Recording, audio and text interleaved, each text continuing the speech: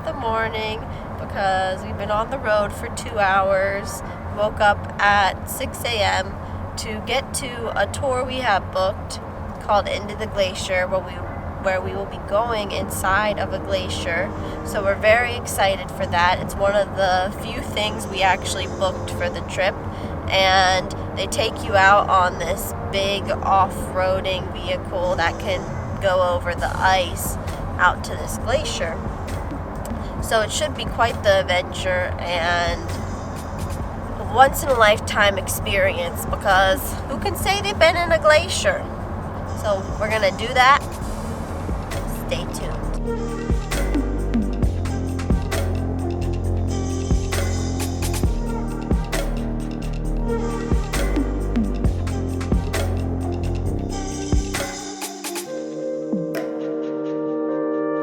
Whenever you feel impressed, you can express it with a big wow. 1 week to another, we can see how the glacier is melting. And for summertime, it's normal, partly because in summertime the glaciers are melting, and in the wintertime they're accumulating. So here we have 10-12 meters of snow falling each wintertime. Half of this is melting, and the other half is becoming part of the glacier.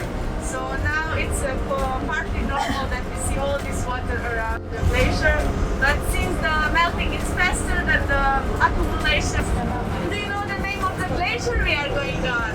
So it's called Langjokull glacier, and Langjokull means long glacier. It's Iceland's second largest glacier after Waterfall, which is a bit less than 10 times bigger than Langjokull glacier.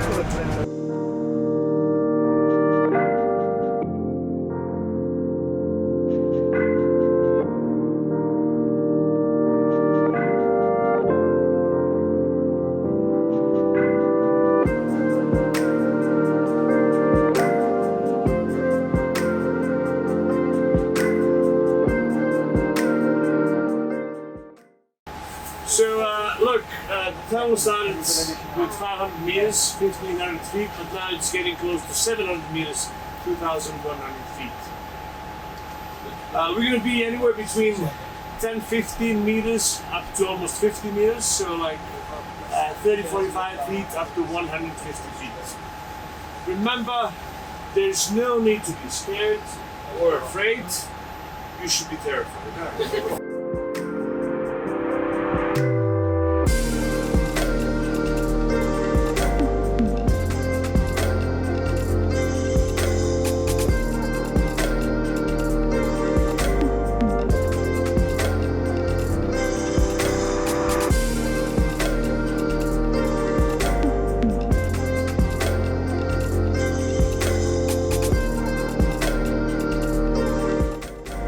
Compressing, we're going down because we're part of the glacier, right? Mm-hmm. We're inside, we are floating, we're moving this way up to 10 meters, up to 30 feet every year.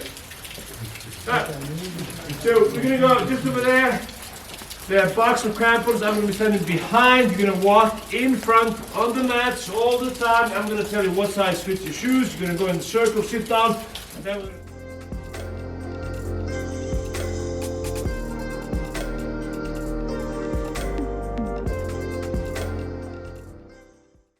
Can you help me pronounce the name of the volcano that erupted in 2010? I just forgot it.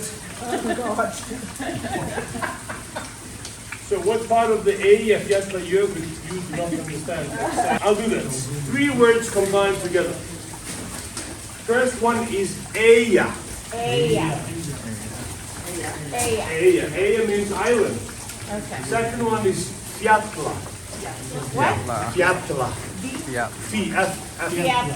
Fjalla means mountain. And then the third one is glacier. So Jökull. Try to be like rapper, like you go like yo, cool. Yo. You need to use the hands. Yo, cool. There you go. Yeah. So it's Eyja, Fjalla, Jökull. Yeah. Yo, cool. Yeah. Can I hear it? Okay.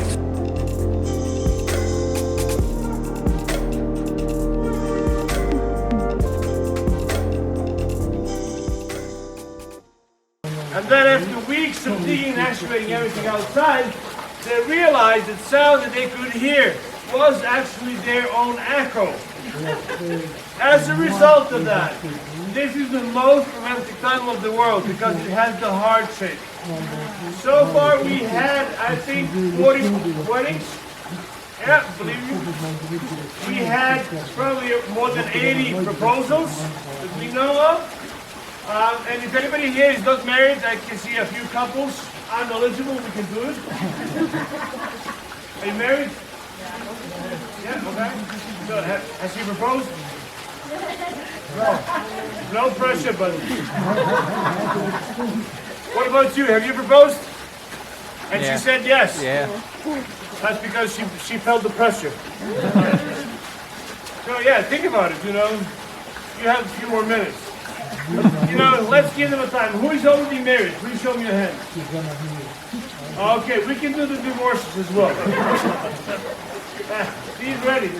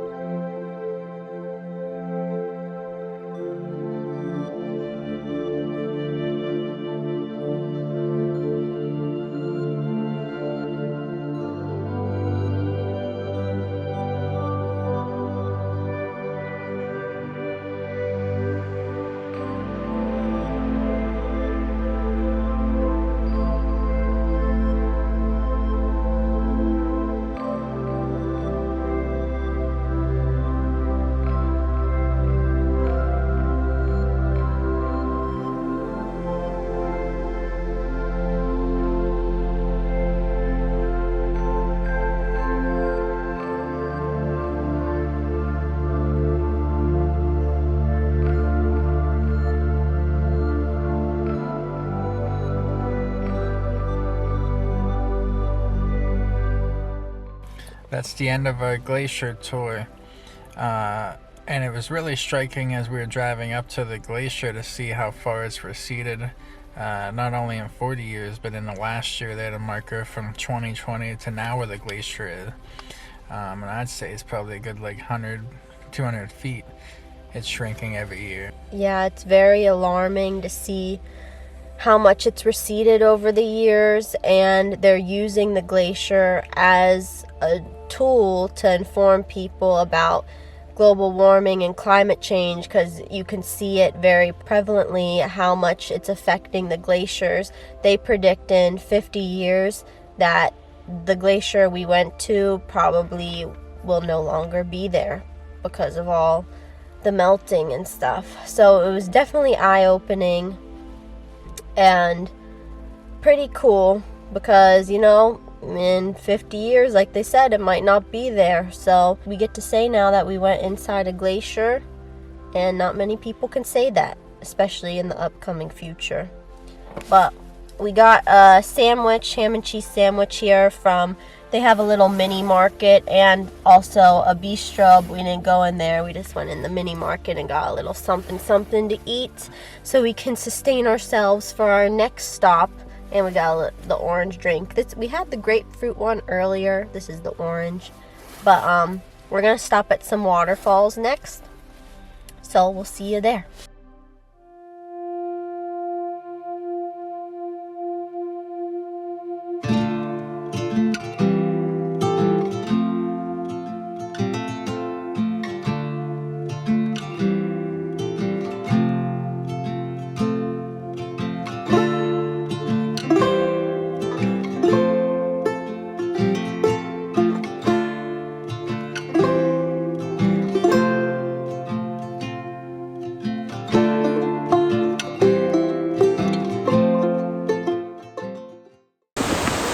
So we're at Hruanfossar now. I probably butchered the name, I know I did.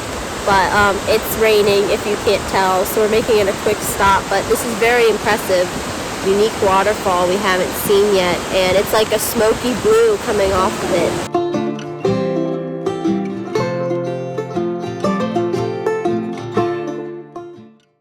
short walk from the other waterfall is another waterfall named Barnafoss, and it's kind of a tragic naming for this one. There were two sons that got lost like around Christmas, and they went missing. The parents didn't know where they were, and then they found tracks leading to this waterfall, and they fell off an arch and drowned. So Barnafoss translates to children's waterfall because of the two children that fell in it and drowned. But yeah, you can see here, I don't know if you can hear it, but the rapids are definitely strong. So you would not want to fall into this thing.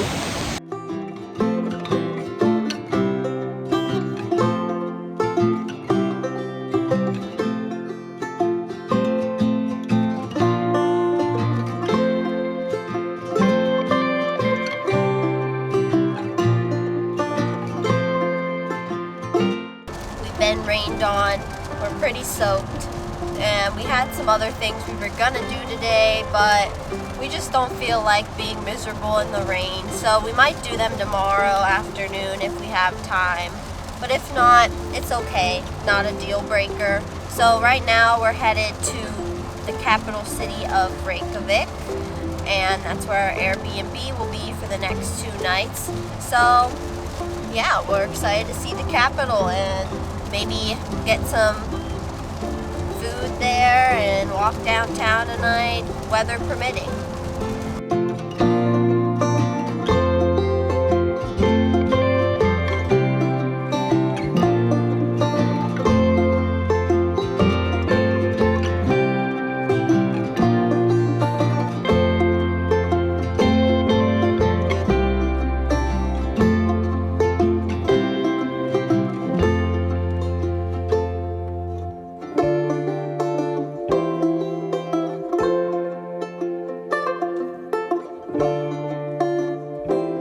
In Reykjavik now, and here's our Airbnb for the night. So first you come in, and bed, little dining room table, little kitchenette, and back here is the bathroom. And that's all there is to see. And we're staying here for 2 nights. So pretty cute, pretty clean.